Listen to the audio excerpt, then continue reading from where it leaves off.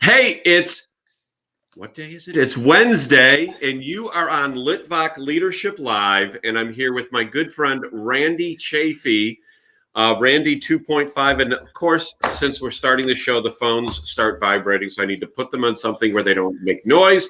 Hello, Randy. How are you today? Sean, my friend, how are you, buddy? I am doing great, and it's funny as I'm looking here at my list of things to post on. I had spelled your name wrong somehow. So Randy has the coolest website of all, ibuyfromrandy.com. I think I'm going to have to say get one that says Sean Litvak, interviewer extraordinaire. I don't know.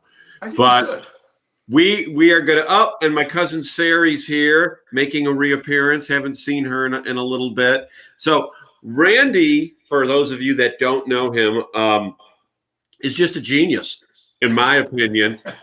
Randy is a leader among men, has mastered, as far as I can tell on the outside of his life looking in, the balance between work, family, personal development, entrepreneurism. So first of all, Randy, I applaud you because you've got it together as far as I can tell. And you know what, Sean? You read that just like I wrote it. Well done. That's great. So first question, how do you define leadership? Leadership is doing first, I think, leading from the front. I guess that would be the easiest way. You know, too many leaders, in my opinion, set back and they read a lot of books and they read a lot of self-help and they get online and they do all these things and they from their ivory tower or their big office or whatever and start demanding you do this, you do this, you do this. And half the time they've never done it themselves. So to me, you lead from a position of you learn yourself, you do yourself, and you assist.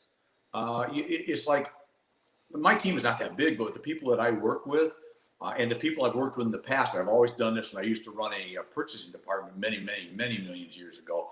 The first question was, somebody say, what do I do about this? Well, what would you like to do about it? Right? Yep. I think that question back, why would I give you the answer? Because you're the one closest to it. If you're buying this, in that particular case, if you're buying this product line, you know it better than I do, even if I'm your boss, right? Because you're doing it every day, every second. So I think you just, and you have to exude some confidence and confidence in the people that you trust them and maybe tweak it a little if you can. But I don't think good leaders just tell you everything to do. Oh, no. They ask you, what do you want to do? Tweak it a little. So leadership is just caring about your people more than anything. And I know that gets to be an overused cliche probably in everything we do, but it's like with sales, which has been my gig forever now. You put yourself in my case, the customer's shoes. Right. What would I expect if I was the customer? What would I like to see? What do I need? And the more questions you ask, whether it's in buying or whether it's in selling, the other side, which other side of the desk you're on, will tell you exactly what you need to know if you just ask questions and listen for a while, right? I think so many people, myself included, and I work on this all the time, is you ask a question and then you need to sit there, shut up, and just let the person talk. Right. Well, what is that old adage? People a lot of times will listen to respond as opposed to listening to hear, correct? And I have been accused of that. And I have to guard against that because we all doing things like this and I'm a couple of weeks into my own weekly show, which I'm learning to ask questions and then shut up. But right. That's from a sales game. And I know you've been in a sales world for a long time too, Sean. One of the biggest things that we've all learned years ago, but maybe not as well as we should sometimes, is don't buy the order back, right? Yeah. How many young sales guys do that? It's like, there's a time where if I know that the choice, let's say, is you're going to buy a truck or half a truck of a product that I sell, and you've got both numbers, you got the terms, we've done everything we did, you want it, I know you want it, The only thing you're doing now is running your calculator and trying to make a determination which one's best. Here's the Randy look. As long as you're going to do that, I'm just going to sit there because I've already won, right? I've already won. But the worst thing you can do, and I see young guys do this all the time, is they start talking. And when you start talking, you say stupid stuff. And I'm as good as anybody with doing stupid, right? And so then you end up buying the order back, right? And embrace the silence. Yes, I was with a company once. That's somebody I haven't been with for years, and they made a nice little product, but didn't really know how to sell, market, or do anything. And I remember we were in their office. I'll make this short, but I was with the owner of this company, and it was a good lesson. There's two brothers, right? They owned the customer. The two brothers were the customer. And it was like, do we want to buy 6 or do we want to buy 12? And they're badgering back and forth, right? And I'm just sitting there. And all of a sudden, the owner of this company goes, well, you know what we could do? If you're having a hard time deciding, why don't we just send you a sample and stick it out front and see what people think about it? I'm going, we had 6 at minimum. Now we have 0. And we gave them a free sample, right? I mean, and I remember that, obviously, and this is 20 years ago, Sean. I still remember that. Was that Eric Bam? It was Eric. It was pizza. It was pineapple because he don't like pineapple. Because it was pineapple. And so, have you heard the adage, when you ask for the order, the first one who talks loses? Oh, absolutely. He who speaks first loses. Another way I say it, you're exactly right. I think that holds true in almost all sorts of negotiations, relationships. Now, I've learned that you talked about balance earlier. I'm not as balanced as I seem because I haven't figured that out with my wife, to shut up. But, most other places I have. We all know if I figured that one out and I could write a book that every guy could just memorize and it's just their idea. Any guy that writes that book will make $1 billion in downloads at $5 a book. No doubt. In a week. No doubt. Because $1 billion at $5 a book. Okay, next question. Yes. So, what do you see the role of faith as related to leadership? Faith. I think that's a good question, and I think that comes into play regardless of where you are on that spectrum of faith. I mean, whether you're, just a basic believer or all the way to relatively involved in church on a regular basis. I think if you believe, then I think you believe in the good of mankind in general. I think you believe in people in general. I think you put forward your best effort and you assume, until proven differently, that people are going to come back with their best effort. And I think if you just have faith in yourself, because I feel like that we're all given, I think it's an ability to be ourselves. And if we use that ability, I think we're expected to use that ability. And I think that we were destined and designed to be successful. And that's interesting because my son hit me up on a post. I did a walk and talk this morning. And I talked about success, and he had even went deeper, which was success can be anything. It doesn't mean what we typically in the world of business think of success, right? It can be success in raising good kids. It can be success in helping at the church or helping a person that needed it. It doesn't matter. But I think if you believe that you're here for a purpose and you do the right stuff, whatever that stuff is, and whatever that stuff is in your particular beliefs, but because I think if you have no faith and it goes even further than just the church part of it. I think if you don't have faith that if I just go do what's right and just do what's right every day, most of the time it's going to be all right. It will. We'll figure it out. We'll figure it out as we get down the road. But I don't know if that's a great answer, but it is a legitimate answer. It's a fair answer. Everyone answers it a little bit differently. Let me ask you this. Think back to a time that you were a member of a team, so you were a follower, and the leader made an impression on you, whether it was a good impression or a bad impression, something that has stuck with you? What is that? There was two from the same guy, and it was my high school football coach. So this goes back more than 3 years. And I remember showing up to practice, and I think practice started at like 2:50, let's say. I think that sounds right. It's a long time ago. Yeah.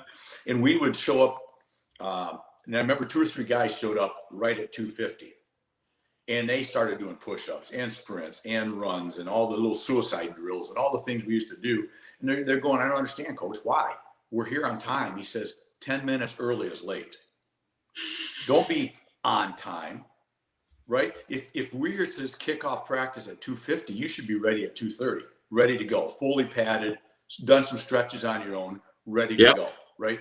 And I think what he meant by that, as he taught more about it later, was that if you're engaged, and I talk about engaging versus existing sometimes, there's a big difference, right? If you're engaged in whatever it is you're doing, then I can't wait. You know why I do, and I'm going to answer this with, you know why I prepare on the evening before, and a lot of people prepare in the morning? Because I'm so excited about morning that I want to be ready. Absolutely. You want to hit it and get it. Right. And so that was probably the biggest thing. And then the other thing was the same coach is, at the end of practice, you'd always, or during practice, you'd always do a bunch of wind sprints, right? Which we all hate. I hated them. We all hated them. Anybody who didn't or was slightly hit, they get their bell rung one too many times if they loved them. But the thing that he always said was the winner gets to go again. A lot of coaches would say, if you win the wind sprint, you get to set out. Right. He always said the winner gets to go again, because that's only going to make you even more of a winner, because that's going to make you stronger and better. Does it make sense? I love that. So those two things stayed with me, and his name was Chuck Carberry. He's been gone forever now, but that was at the time, I'm not going to tell you that I was so smart at the time that I thought he wasn't full of garbage and shut up. I don't want to that, right? But so that would answer that's the two most memorable. Interesting. So what is your passion? I'm going to everything. I'm pretty passionate about everything I do, because I'm an all-in guy. It's back to what I said earlier about being engaged. I don't, but I love. Let's go beyond the obvious. Love my wife, love my family, love my grandkids, and my great grandson now that I haven't met yet personally, but we just Zoomed today, as a matter of fact. Right. He did a lot of nothing. I think he was talking to me, but that's just me. But beyond that obvious, right? That's always a passion. I enjoy the process probably more that we're in, even coming out of 2020 and all the stuff that created. I've never been more excited about my work world ever in my life, ever, because it's about adapting. And I've already adapted so much coming out of 2020 by being forced to. And I've always been a bit of an adapter, because at 7:30 in the morning in my phone, it says adapt. And we can talk about that if you want and why I put it there. But I am so ready to grow business and to build business and to help customers, because if you sincerely believe in your product, and I know you do, Sean, with what you do, if you sincerely believe in your product and your manufacturers, your company, what you do, I want to help as many people as I can get what I have. And I do more and more these sort of things, my own program, social media stuff, more and more than that, because I just have a passion to help a little bit, because I'm older now. And I do feel like I've, by osmosis, maybe picked up one or two little things in life. And if I can help younger guys, I can help people that are trying to transition. That's where the Randy 2.5 hybrid amazing comes from, is if I can help old road warrior kind of guys like me that thought we were going to do this the rest of our life until someday we weren't. Right. You can either adapt or you lose. And I think 2020, if that didn't prove anything, it proved you adapt and you win, or you don't adapt and you'll lose. You just lose. And losing to me is not winning as much as you could have. That's still a loss in my mind. If I could have had $1 and I only got 50 cents, I think I lost 50 cents. So, Okay. Okay. I think that would be the probably already long-winded answer to that. So where do you go to be inspired as a leader? You know, I I do a fair amount of reading. I do a lot of most of it online now because that's just the easier way.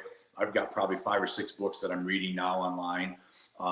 Probably one of the most inspirational places, and you'll understand, you'll know where I'm going already, is a group that you and I belong to, a mastermind group. In our case, is Megamind, right? Right. And Absolutely. actually, our mutual friend Eric Bam's going to be on my program in a few weeks, and that's one of the things we're going to talk about is not join this group, but find a group of either of like-minded, like-hearted people, and so I've made this statement before, and it's very true. Is this group of 25, 24, whatever it is, group of people, I could spend the next 30 years if I've got it and never give back anywhere near what I've got out of it. And I'm like a sponge. I don't read near as much as probably 90% of the people in the Megamind group. Yeah. I don't I hear you. do a lot of those things mainly because of the nature of what I do. I just literally, and I hate this term, but it's true. I just don't have the time sometimes to do it. I do a lot of long days, but I love it. So I don't work, even though I am working, but I'm a skimmer and I'm a pretty good osmosis type person. I'm pretty good at reading through things and grabbing the Cliff Notes version. But I go to people that's done it. You know, I listen to people that have been successful in whatever aspects of their life, and then I define again success as anything. It doesn't matter if you're a Reverend Robert Schuller, right, of the Crystal Cathedral. I don't even know if he's with us anymore. He may I don't not know. be, but I used to listen to him all the time because I'm not a minister or pastor or anything like that. But he was very successful at what he did, and I think there's anybody that's successful at any game, if you will, whatever that game may be, the game of life, you're going to learn stuff because I think the basics are the same. So what are your thoughts then on goal setting? How many goals should an individual have at any one time? How often should they revisit them? How often should they adjust? I think I'm going to take the last one first. I think adjusting your goal, I'd rather look at that as manipulating what I need to do to get to that goal if it's not working, as opposed to adjusting the goal. In other words, because adjusting the goal means I'm going to sell $1 million of this. Well, if it becomes clear I'm not going to hit $1 million by that date, don't say, okay, I'll just do 700,000. It's still going to do $1 million, but maybe I need to adjust the time frame. Maybe I need to adjust what am I doing to have not been where I need to be. But I look at goals this way. Goals without accountability and goals without intentions are nothing but stuff written on a piece of paper. Yeah. So I'm big at writing them down. How many? Boy, I don't know if I can answer that because I have a lot usually. Because I manage multiple manufacturers and we're in different stages with each customer. It's almost like farming without a season, right? So I'm always in these. So I got a lot of goals, but the most important thing to me, more than the goal, is that it needs to be obtainable. Okay, I'm not walking to Siberia tomorrow, right? Right. So it's got to be obtainable, but it needs to be a stretch, because if it's too easy, then I think we need to be stretching ourselves. I think in everything we do, we need to stretch ourselves. But the most important word to me there is intentions. Okay, I'm going to sell that $1 million of X product. That's fine. But what's next? How am I going to do it? And if I don't come up with the intentions, I am going to do A, B, C, D, and E, and I'm going to do them in these increments, or by this time frame, or whatever. Then it's really nothing. I mean, I write out a lot of stuff on my notepad here right now, but if I don't have intentions wrote down, and the other thing I like to do is I'm big on accountability. I think you need to be accountable to yourself, but I will throw stuff out sometimes. And that's one of the things we do. And another great thing with a mastermind group is that we hold each other accountable. I put a thing out the other day about what my intentions were for this walking program I'm on. That wasn't to brag and say, geez, look at how many miles I'm walking. But I just told you all that I'm going to do this. Oh, you walk so much. I know, I do. But I told you I'm going to do it. Right. Right. So now if I don't do it, and it's like, I look at that, and I think this may explain it. Maybe I like stories. When I go walk sometimes, I've already got enough in. I mean, compared to what I set out to do, right? Right. You come to that fork in the road. Now, and I think this plays into everything, but it is a good analogy. I could take a right and be home in a mile, and I still got plenty, way more than I intended. I'm doing good. But I can go left, and it'll be 2.5 miles. Now, the easy route is to take the mile, because who's going to know? You're not going to know, Sean, because I'm not going to tell you. No one's going to know. My wife's not going to know, but the most important person will know. You will know. Right. And the only one that really matters to that. So I think you can be accountable to people, and that helps me. But I hold myself to a pretty high standard, because I realize that I'm the one that has to sit with my glass of Cabernet and a little fire on the table outside in the evening going, you didn't do what you said you'd do today, Randy. Right? And I don't like that. So, that's what I do. I put a lot of, nobody needs to put any pressure on me. And I don't know how you learn that. It's probably just time, age, maybe, but sure. You can tell me you want all kinds of stuff, but if we have decided that this is what I'm going to do, I believe me, you don't have to remind me, because whatever you say about it, Sean, if you're my boss, is not going to have even anywhere near the impact of my own mind setting one evening going, you're failing yourself, Randy. Don't do that. Right? Does that make sense? It makes total sense. Yeah. Absolutely. So I love this question, because I always get a different answer from people. What do you think is the most undervalued talent that individuals need to improve? Wow. Probably, really, I'm going to go back to something I said earlier. I'm just thinking about it a minute. You didn't give me a pre-warning on that question. Probably what I talked about earlier, which is get up in the morning and engage in life. That's a talent, because most people don't engage. Most people exist every day. Way too many people exist. And it's too great of an experiment to just be existing. And what I'm saying about that is, why would you get up in the morning, look in the mirror, fix your hair a little bit, head out, stumble out to get a coffee, going, you know what, Randy, let's be a C today. Maybe you have a C+ day. If it really sucks by noon, I'll do C-, because it's already half the day's gone, right? Right. Or why don't you get up and look in the mirror and stare yourself in the eye and go, you know what? I am going to be the best today that I can be. I am going to engage. I am going to live today the best day ever. And if I go out tonight, if a meteorite comes down, hits me in the head tonight, having my glass of Cabernet, I will know wherever I end up that I was fully engaged in the day. And I think you have to teach yourself that, because I think it's easy with so many distractions, TV and friends and family and iPads and iPhones and social media and all the stuff that we all do. I think it's very easy to become disengaged, if that makes sense. And even though we feel like we're engaged because we think we're engaging because we're doing all these things, but are we engaging on what's really important, which is building relationships? Because in everything we do, in my mind, if we don't build relationships, everything's people to people. I'm speaking to the choir here because you're a highly trained professional in your world. If you don't build relationships, you have nothing. It's all people to people. We talk about, you and I are in the B2B world, right? Business to business. That's what we do.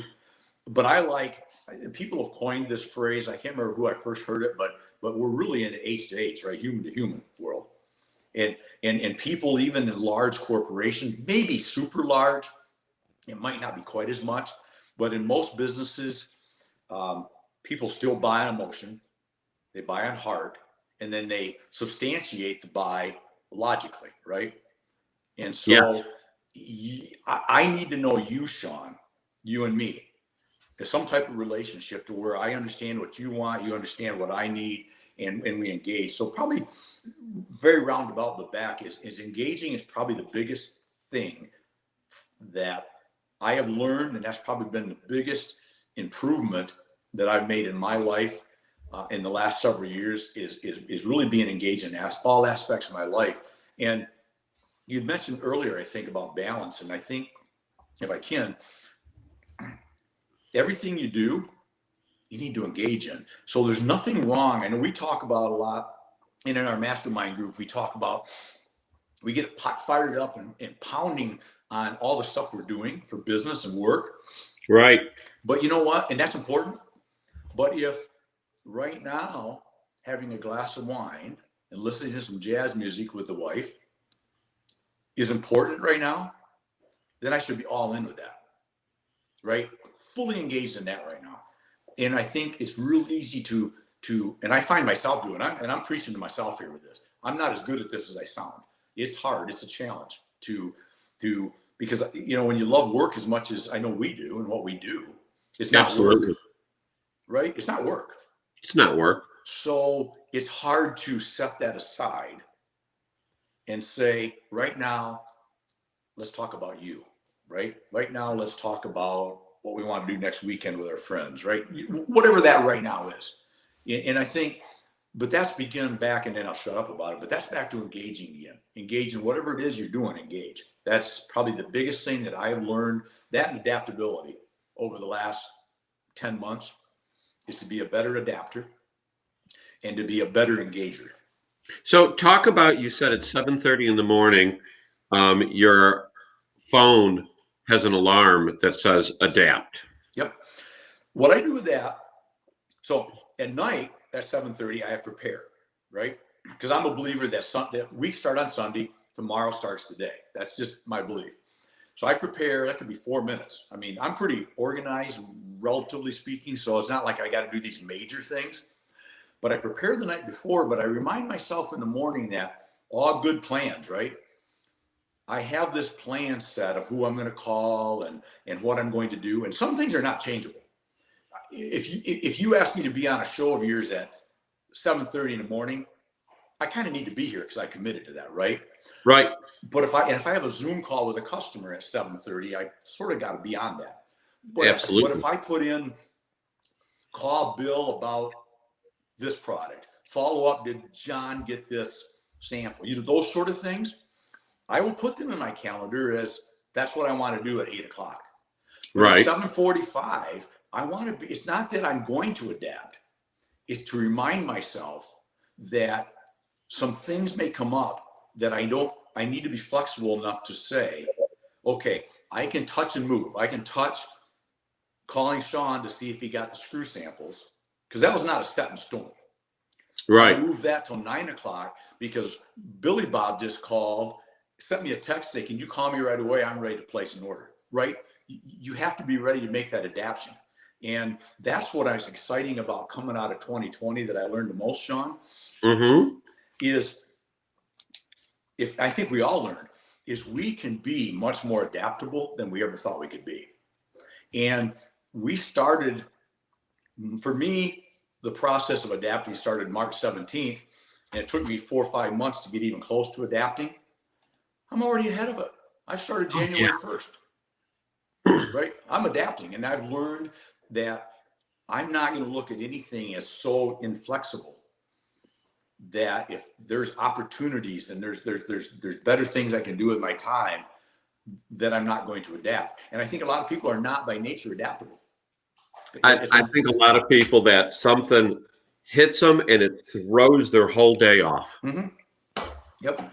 So that's why I use the touch and move thing in my calendar. It's nothing fancy, but if I have to check on you on a sample, if I don't do it at 7:30 because something happened and I adapted, it gets touched and moved to 9 o'clock. Right, exactly. It might get moved till 3 o'clock. I don't care, and I tell people, I do care, but at some point, I don't care if I move it 5 times. but it doesn't go away, because if I can move it and it's flexible, then I'll move it. If it's inflexible, then I will always move it flexible and to take care of an inflexible, if that makes sense. Oh, it makes total sense. Yeah. Complete sense. That's what I do. So before we get to the final question,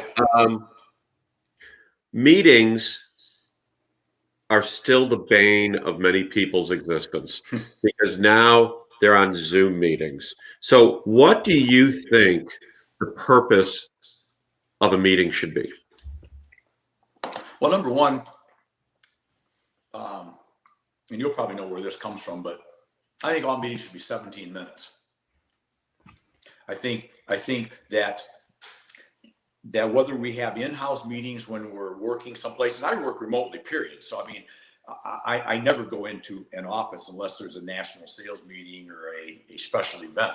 But with that said, with the Zooms, it gets easier because you don't have to go anywhere. But right. I think there's a tendency to have Zooms or Teams or Skypes or whatever we have, probably more than we need. I think all meetings could be probably cut by 60% right off the gate. Sure. Probably more than that, because I think what happens too many times is I wish more people would, whoever's going to conduct the meeting would send out an agenda and would send the agenda back. Here's the items that I would like to talk about from this agenda, plus these other 2 items. And it's really, is there anything in a meeting? 2 things. Anything in a meeting that can't be, any discussion that probably can't be handled in minutes as opposed to 10s and 20s and 30s? Probably not, right?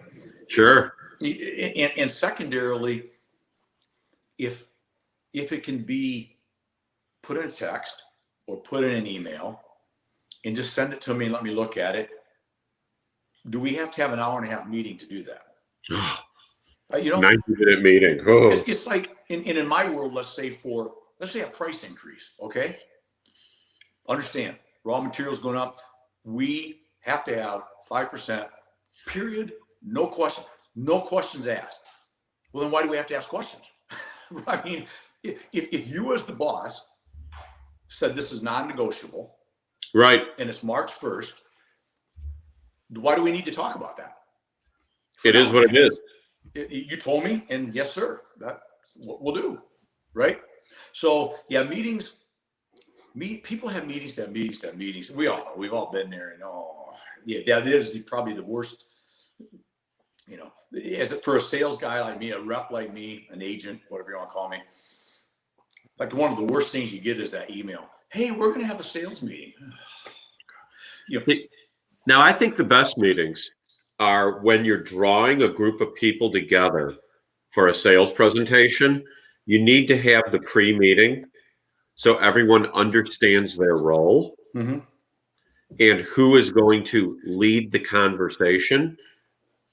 And it really needs to be impressed upon people, because otherwise, and I don't care if it's me or someone else, but someone needs to captain the ship and decide who answers every question, because otherwise, inevitably, people start answering things that they shouldn't be answering. Exactly.